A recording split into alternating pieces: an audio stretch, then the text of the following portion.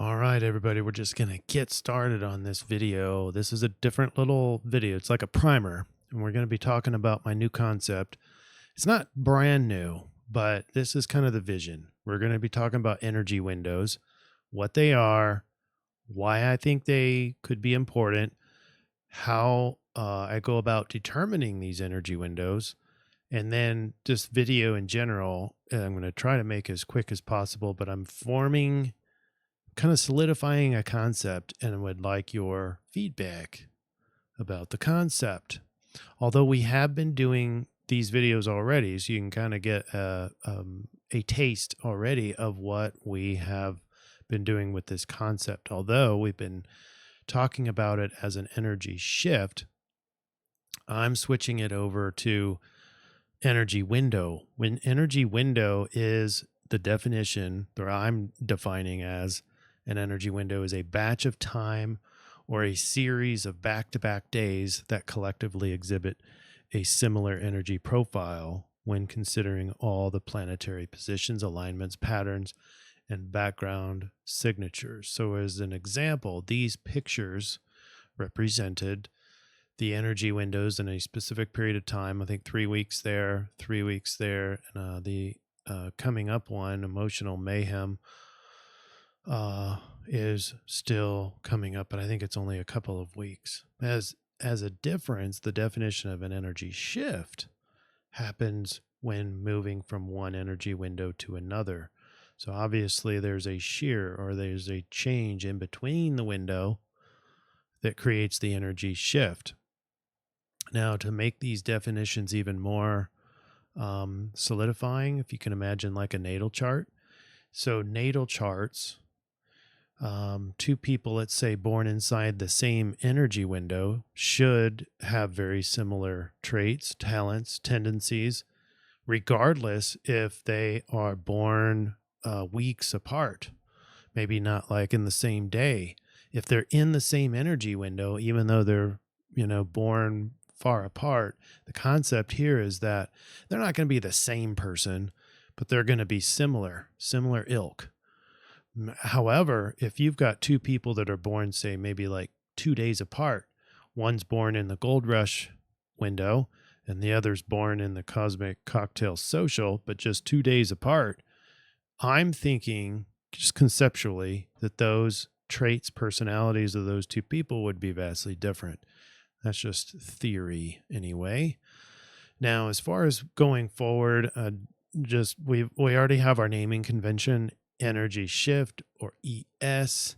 I'm going to just keep labeling them as they are. So that's ES number, whatever it is.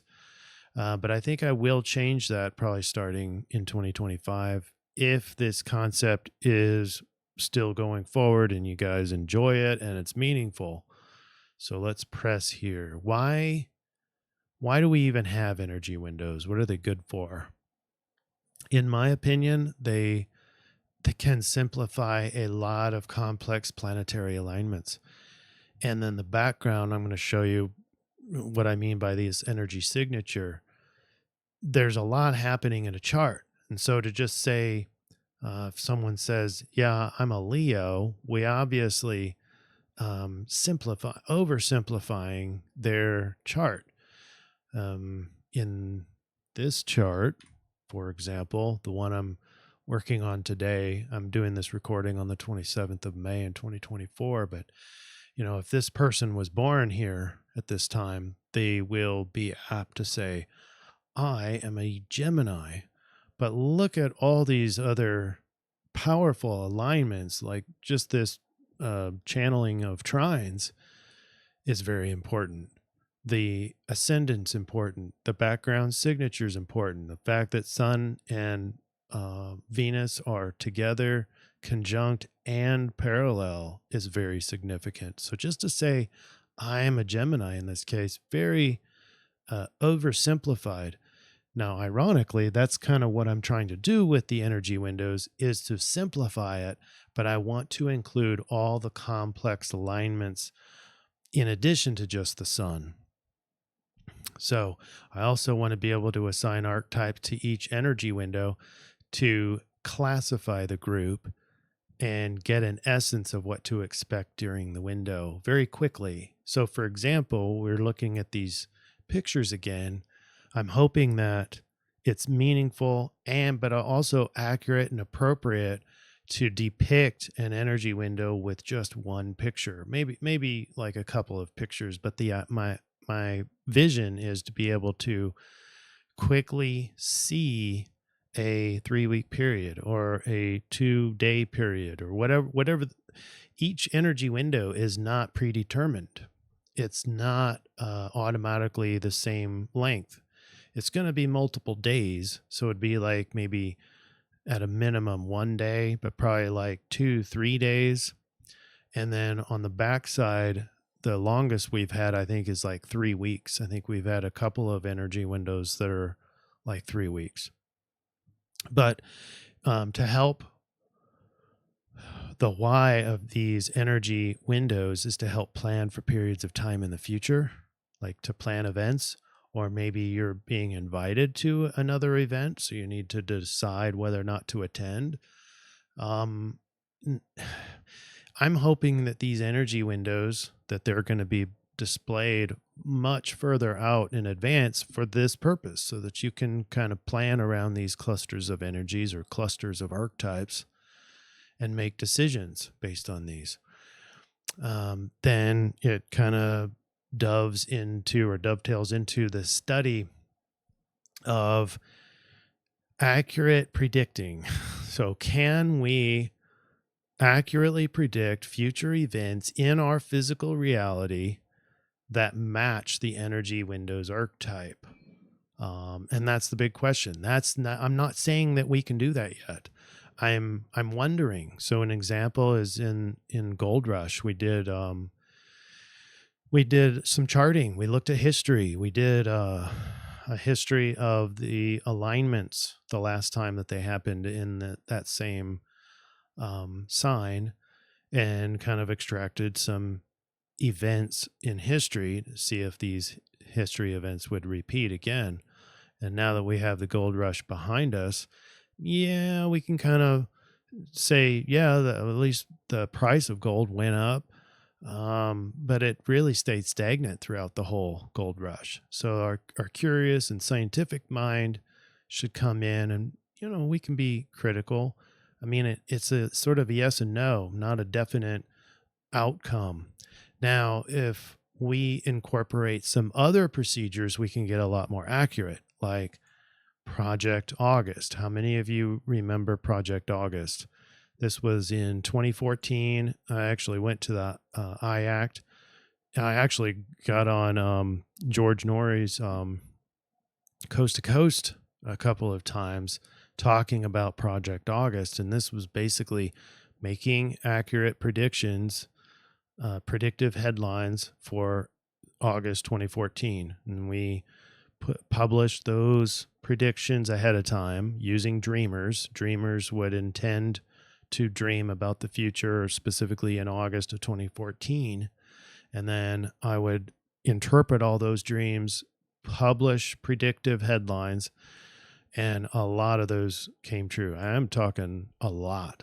We published 105 headlines, and about 100 of them came true with a variety of accuracy. For example, like the Ebola outbreak was spot on. I have some examples here.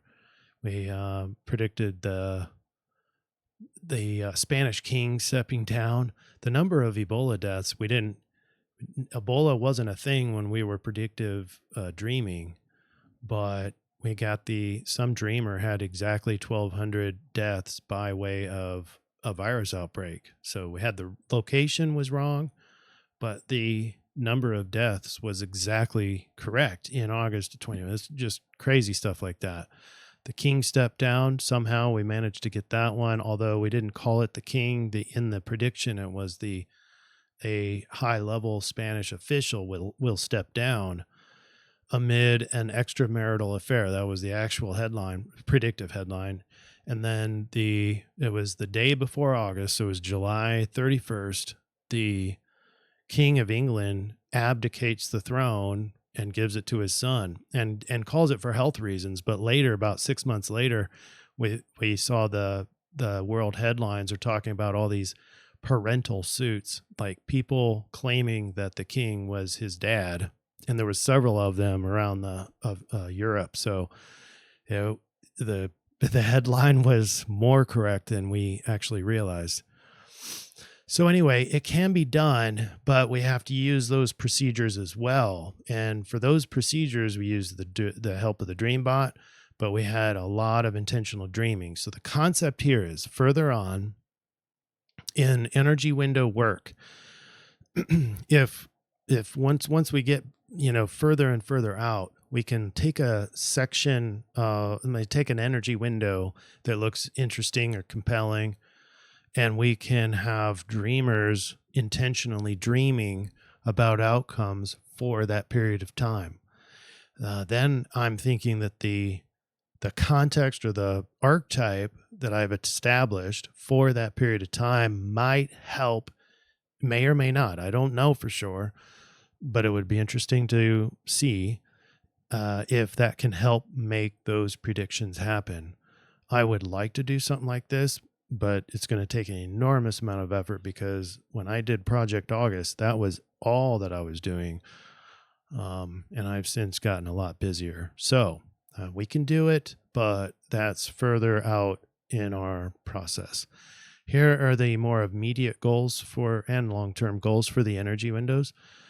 Number one, just tidy up all the future days and assign an archetype. So like tag it, group it and tag it. And so it just makes it easy to go a nice large swath of time and just say, what's the overall flavor of this particular group. Then continue pressing further and further out into the future. I'd like to get at least 1 year in advance, and that way we can start doing other things. And I have 2 ideas. I got one, which if you look at these pictures depicting the actual energy windows that we've been recently coming through or moving through, you can start to see a kind of a story play out. That's what I'm starting to notice with these archetypes. So we want to see if it's accurate and it can accurately predict outcomes or not. Especially if it does, I'd like to even take a step back and see the overarching story that happens over the course of, say, a year, maybe 2025. And I think that would be really interesting, especially from like a soul level, so that you can kind of see the collective moving through this storyline a lot easier. Then that would be the next video layer. So if we had surf reports every week, we'll still do those. And then we'll have periodic energy window videos, kind of like what I'm doing. And then the next layer is kind of finding the storyline across the energy windows. So it's layered. Surf reports are very, very immediate, acute. And then we take a step back and start looking into the future at these groupings and energy windows. And then we take another step back in big picture. We can start seeing storylines play out at a collective level for big swaths of time. So like years potentially. So that's the concept. Now I'd like to do just show you how I would go around creating an energy window. And this isn't all encompassing, but it takes the big details about how I do this. We talked about how people, I think, overemphasize the sun. Sun is the number one influence in a natal chart, for example. And in these energy windows, I also agree the sun is the biggest energy. I don't include the ascendant because we're talking about multiple days, and any one day, every one of these signs is going to go through the ascendant. So it's NA. It's not applicable in assessing for an energy window. but I prioritize. And the highest, most powerful influence is the sun. And then from there, I'm going to look at the moon. In this case, this is pre last quarter. So it's a, waning gibbous moon. That's important energetically. And then number 3, I'm going to be looking at the signature. And the signature doesn't always create a specific zodiac sign. So in this case, we have 5 mutable planets and we have 4 air planets. So that's mutable air is dominant here. And mutable air, there's only one mutable air, and that is Gemini. Now, that's kind of obvious because you have 3 planets here. But sometimes, like we had many weeks in a row where we would have a fixed water backdrop, backdrop, even though there wasn't a single planet in Scorpio. So that can happen, and that's important. The signature kind of gives it a background canvas. And so the metaphor here is more like, like imagine a painting, and you paint it on a golf ball is obviously different than painting it on a piece of paper, is different than painting it on an actual canvas. And then let's go out to a mural and paint it on the bricks or the cement blocks or the wood. It's the backdrop. It's what gets painted onto it that changes its context just a little bit. But it's very important. It creates the context from which to see all these other things play out, kind of like this conjunction with Jupiter, Venus, and Sun in this particular chart is playing out in Gemini, and that creates the archetype. The dominant one, though, is the Sun and Venus, because Venus and Sun are closer than Gemini. Gemini is another 4 degrees off. So the dominance here is Venus and Sun, especially with the parallel, but it's in the context of Gemini, and then that is in the context of the backdrop. So it's painted onto each other. Then we have to incorporate this big trine thing. Sometimes the alignments get so strong that, in my opinion, outweigh the significance or the role of the sun sign. But we have to include that. So then we have to include Mars and Chiron, for example, because here in the next few days, Mars and Chiron will go exact and we'll get further away from the North Node. And I'm going to be comparing this archetype, because this Mars Chiron in Aries has a certain fiery, healing kind of yang archetype to it. I got to put it all together, and then that will be compared to the Jupiter, Venus, Sun in Gemini archetype. And then we have to look at Mercury and Uranus together, because they're in a conjunction. Mercury is pretty fast and will quickly join into Uranus. There'll be some electricity there, but a lot of mental stuff, but in a Taurus sort of environment or context. And that is a particular archetype. So now when I have all these different archetypes and the signature, I'm going to put all of that together I'm going to try to put it into one big archetype that can include all of these different additions. And so what could it represent? Then from there, if I get to one archetype, then I'm looking at the picture. I'm trying to find a picture that represents this whole thing, and that becomes the window. Now I need to do this from day to day. So I need to get my chart out and I put it on days, and I go from day to day and I start noticing changes. Well, we can already see that the sextiles are moving out. Those sextiles represent an archetype. The trine is starting to wane out. And then Jupiter trine Pluto is getting very strong. So I need to include that archetype. Does that change the whole window itself, or does it just sort of morph and make a story inside the window? And I would say, based on because I've already done this window, that the overall archetype doesn't change per se, because this adds to it. In fact, the Pluto part in Jupiter, because it's air and Aquarius and Jupiter's in Gemini, it just brings in more mental power. And so the archetype of the interpersonal cocktail party can include this, and it does include it because just everything supports it.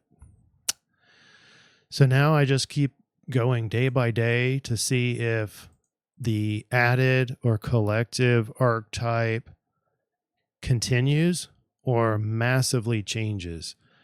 Just because the sun changes signs doesn't guarantee that a window will get changed or an energy shift will occur.